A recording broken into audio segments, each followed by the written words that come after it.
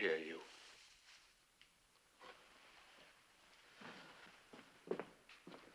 Sit here. You look to me, sir, not your mother.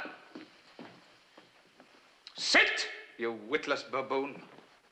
What is the meaning of this? Henry, what are you doing? I know very well what I'm doing, madam. Out. Before you fill your bellies, we have something to announce. Reviving an ancient custom, we have decided to have our successor crowned in our lifetime. We do this to protect the kingdom from future pretenders to the throne. Henry, this... Shut up. Stop dribbling while I raise you to glory. To my successor, Henry III. Henry III!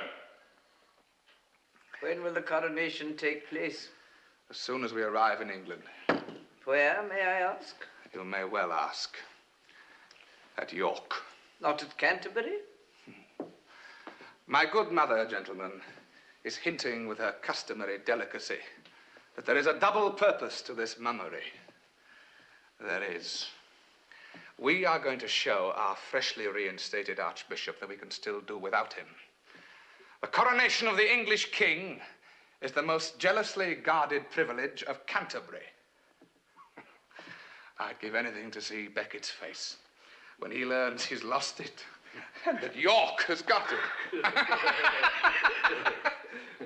That will fix him.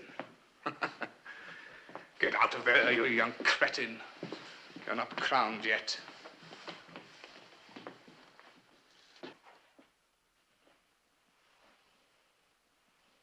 What a look. Filial devotion is a beautiful thing.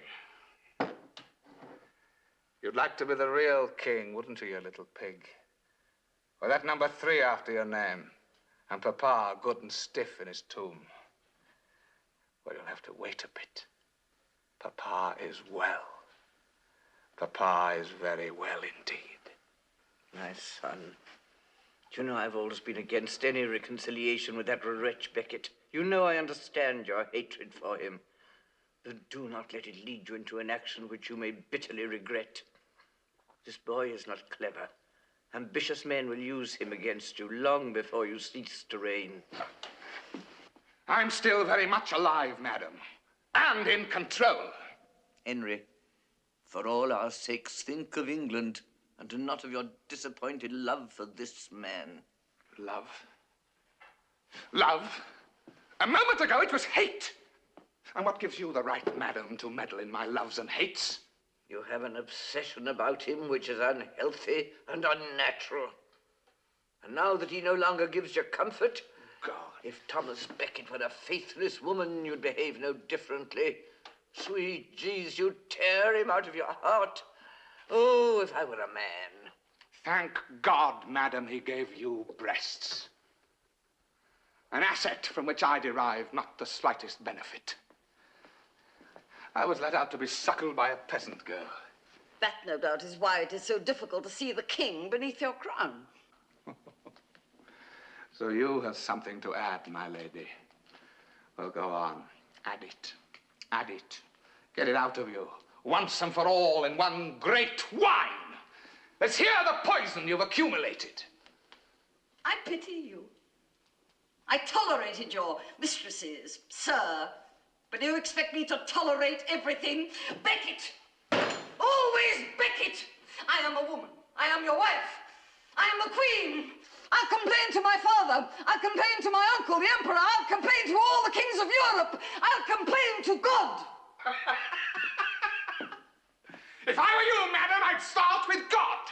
Go to your chapel and see if he's at home. Get out, the pair of you.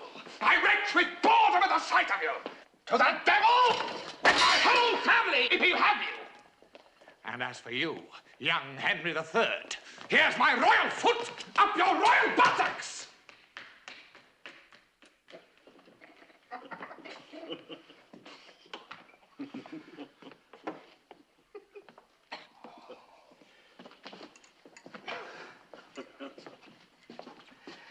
Ah, that's better.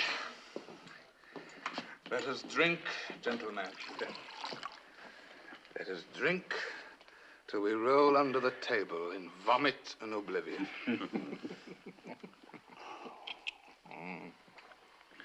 My faithful hounds, it's warm beside you, like beasts in a stable. Good sweat.